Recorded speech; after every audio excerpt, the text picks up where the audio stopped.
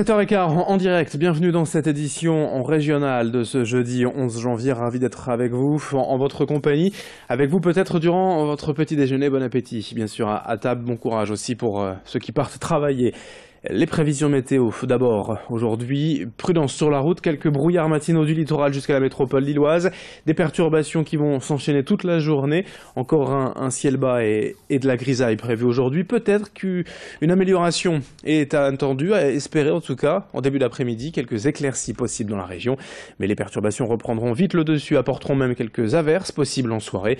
Les températures, elles en tout cas, seront stables et de saison. 7 degrés prévus aujourd'hui à Lille, Saint-Omer, Dunkerque et à Calais, 6 à Boulogne et au Touquet. Prévision météo complète après ce journal. La première image de ce jeudi, d'abord pour évoquer le lancement des soldes hier en France et dans la région. À Lille, dans certaines boutiques indépendantes, les démarques sont déjà conséquentes. Ici, par exemple, dans cette boutique du Vieux-Lille, on trouve déjà des produits soldés à moins 30 et moins 50%. L'opportunité de s'offrir des pièces hors budget d'ordinaire et pour les commerçants, l'occasion de liquider les stocks et faire de la place pour la nouvelle collection.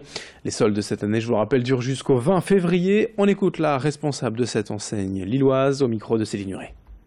Donc avant les soldes, c'est vrai qu'on a proposé des ventes privées qui ont très bien marché également. Donc il y a eu aussi beaucoup de repérage aussi. Là, je sais qu'hier, c'était quand même assez calme. Les gens repèrent beaucoup. Et c'est vrai que c'était très calme. Lundi, mardi, très calme. Et je pense qu'aujourd'hui, ça va être le coup de feu. Au niveau du stock, on a quand même pas mal de marchandises en réserve. Donc c'est vrai que les clientes auront beaucoup de choix, surtout au niveau des tailles aussi. Après, il faut savoir que ça part très très vite. On a quand même du réassort entre-temps, mais c'est quand même en quantité limitée. Donc il faut vraiment se dépêcher pour avoir des tailles souhaitées. Une autre image dans l'actualité à Boulogne. Voici les tout premiers poissons du nouveau grand bassin de Nausicaa. Arrivé hier dans cette immense cuve de 10 000 mètres cubes, 2 poissons nettoyants ont été lâchés en premier, donc avant l'introduction d'autres espèces, pour faciliter l'intégration progressive de ces autres poissons. Ces 2 petits nettoyeurs sont, comme leur nom l'indique, des animaux détritivores. Ils se nourrissent donc des petits déchets laissés par les autres poissons et ils sont installés là en avance pour mettre en confiance les nouveaux venus. D'autres centaines de poissons vont pouvoir être désormais intégrés au fur et à mesure d'ici l'ouverture prévue en juillet. Explication avec le responsable de l'aquariologie de Nausicaa au micro de Corentin Escaillé. Cette fois-ci, on fait ça à une échelle qu'on n'a jamais connue avant. Introduire comme ça ces 2 petits poissons nettoyeurs dans un grand bassin, c'est un rituel qu'on fait déjà depuis des années, qu'on a fait à chaque étape de l'agrandissement de Nausicaa. Cette fois-ci, dans ce volume-là, ça prend un tout autre sens. Mais ils ont l'air tout à fait à l'aise et pour eux, c'est un bassin comme un autre. Après tout, c'est immense, mais l'océan est immense. Dans la région également, après plusieurs agressions de pompiers en exercice ces dernières semaines, hier avait lieu un CHSCT exceptionnel en préfecture du Nord. Entre élus, direction du SDIS 59 et représentants du personnel. L'objectif, c'est de mieux protéger les pompiers pour éviter à l'avenir ce genre de violence. Les élus du département ont notamment proposé l'expérimentation du port de caméras piétons lors des opérations. Les syndicats ont pour l'instant refusé car eux demandent avant tout, et ce depuis plusieurs mois, des moyens humains supplémentaires, notamment des forces de police, avec eux lors d'interventions potentiellement dangereuses dans certains secteurs. Mais les effectifs de police et de pompiers étant limités, la demande est restée stérile. Explication au micro d'Idil Gunay.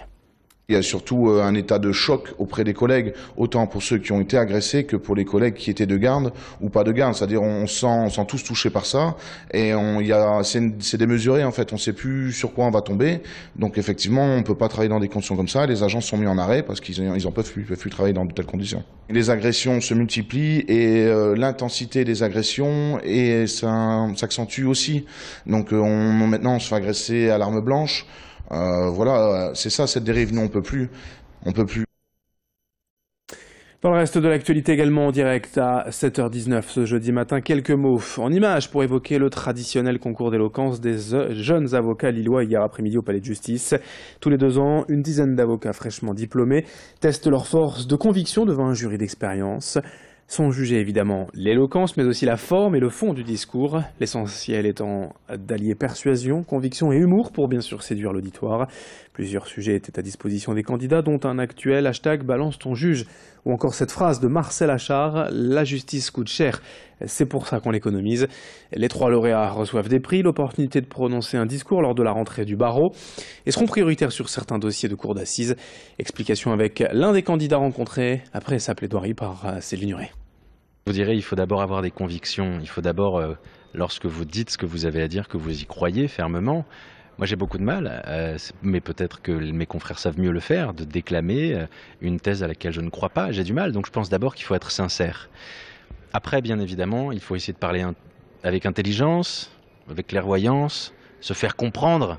Si ça passe par l'humour, eh bien ça passe par l'humour. Si ça passe par le coup de gueule, ça passe par le coup de gueule. Je crois qu'il faut se faire comprendre, il faut se faire entendre, il faut se faire respecter.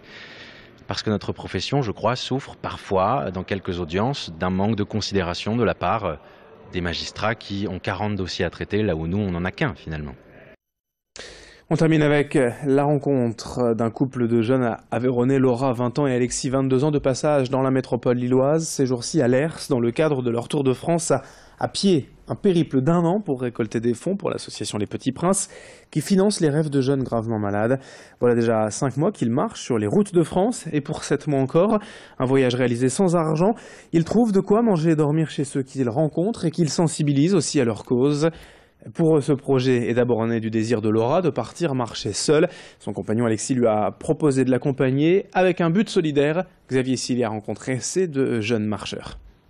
Dans l'ensemble du Nord-Pas-de-Calais, on a fait une rencontre à Audomé avec un petit justement qui s'appelle Gennaro, qui souffre de la maladie de Hunter et qui pour nous a toutes les caractéristiques pour pouvoir profiter de l'association qu'on représente. Donc comme on a dit, ça a été la rencontre la plus marquante, puisque même moi au niveau émotionnel ça a été très dur, puisqu'en fait on réalise pourquoi on marche depuis 5 mois et pourquoi on va encore marcher pendant 7 mois. Là on a vraiment une image sur pourquoi on récolte des dons et pour qui on le fait surtout. Donc ça a été le moment de partage qu'on a eu au Domé avec cet enfant-là, ça a été un moment extraordinaire sur le trajet dans le Nord-Pas-de-Calais. Pour finir, un mot de sport, de basket. D'abord en Eurocup, 2e match et 2e victoire pour le SSM. Hier en Finlande, le Portel a dominé Kataja 82-77. Lourde défaite en revanche pour l'ESBVA. En Euroleague féminine à Sopron en Hongrie, les Villeneuvoises ont chuté 82-56. Fin de cette édition, 7h22 en direct. À suivre vos prévisions météo. Merci de votre fidélité.